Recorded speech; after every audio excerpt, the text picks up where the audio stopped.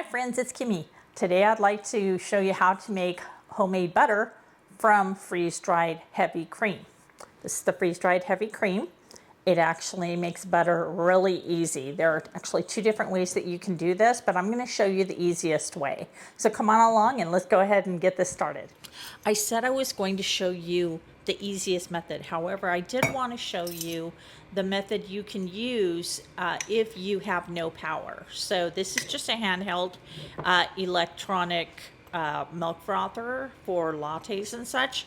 What you're going to do, you're going to add cold water to a bowl, and then you're going to add your heavy cream powder. Now what happens is the cold water actually keeps the cream from I guess you call it melting too much into the water. So it's going to coagulate faster and it's going to create the butter faster. The fats are not going to want to mix with the water as much if it's cold water. So if you can find a way to find cold water, go ahead and do it this way. This is just if you do not have electricity, it's going to work really well because it's a battery operated hand frother. So if you don't have one of these little gadgets, I would suggest that you go out and find one. They're really easy. They're all over Amazon, but they work great if you need to make butter and if you need to make a latte, especially in an emergency. Now you can see here the butter is coagulating. It's separating from the water. The water's underneath, butter's on the top. That's the oil from the butter.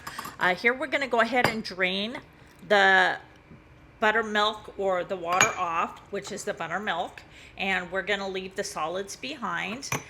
You're going to see afterwards I'm going to froth it around a little bit more. I'm trying to actually get as much of the water or the buttermilk out because we don't want that left behind.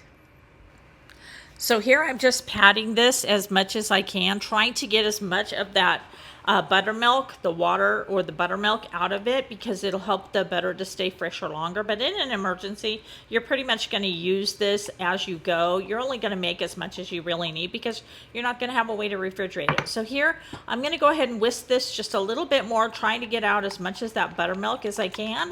I already did get as much as I can, so going to pat it just a little bit more, and now it's actually ready for use. Yay! Let's put it on our potato.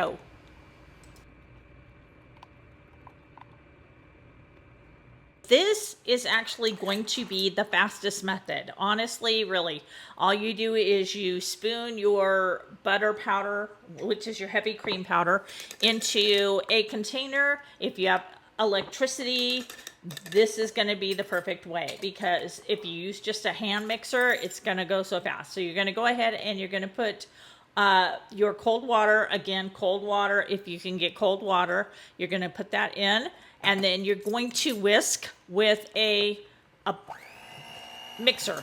Honestly, it's just so fast. It works so fast. And they actually do have now KitchenAid. KitchenAid makes a cordless mixer. So if you can get your hands on that, you will be set in an emergency. But for everyday use, this is just the fastest way to go because it honestly, the butter just coagulates so fast, as you can see right here. So now I'm going to go ahead and drain off the buttermilk, which was the water that we put in, but the buttermilk, we're going to go ahead and drain that off. And we're just going to kind of pat it a little bit more, and that helps to get the excess buttermilk out. Now, ideally, you're going to want to rinse this, or what we call washing the butter, but in an emergency situation, you're probably not going to have super cold water, and you want to use super cold water when you're washing your butter. So I would not suggest doing this if you do not have super cold water to wash your butter with. So patting it like this actually helps. Blending it again, which you're going to see me do, will also, or mixing it again, will also help to separate that the buttermilk from the actual butter fat. So you can do this, or if you want to whip it up as well, because this actually made a really nice whipped butter, but then you can pat it down afterwards again if you're just trying to get the buttermilk separated from the butter solid so that you can keep it as fresh as possible for as long as possible. So in this video, I didn't wash the butter, but if you're going to store it for longer term, then yeah, you're going to want to wash your butter because it will last a lot longer. Here we go. So now it looks like whipped butter. It's really nice and creamy. If you like whipped butter, oh my gosh, this is wonderful. But I'm going to pat this down again. And then you're going to see, we're going to go ahead and put it on our baked potato. And oh my gosh, it's so good, you guys. It really is so good. I've been asked about the shaking method for butter. And yeah, you can do it. It's going to take a long time, 20-25 minutes if you've got cold water. If you do not have cold water, good luck trying to get that done, because honestly, it's going to take a long time. I do have a video of it. If you want me to post it, I will post it. But holy my Lanta, your arms are going to kill you afterwards. So I'm just going to give you a helpful hint and say, try one of these two methods first. Unless you need a good arm workout or you are just a sadist, I would suggest trying one of these two methods, honestly. Anyways, thank you so much for spending your time with me today. I really appreciate it.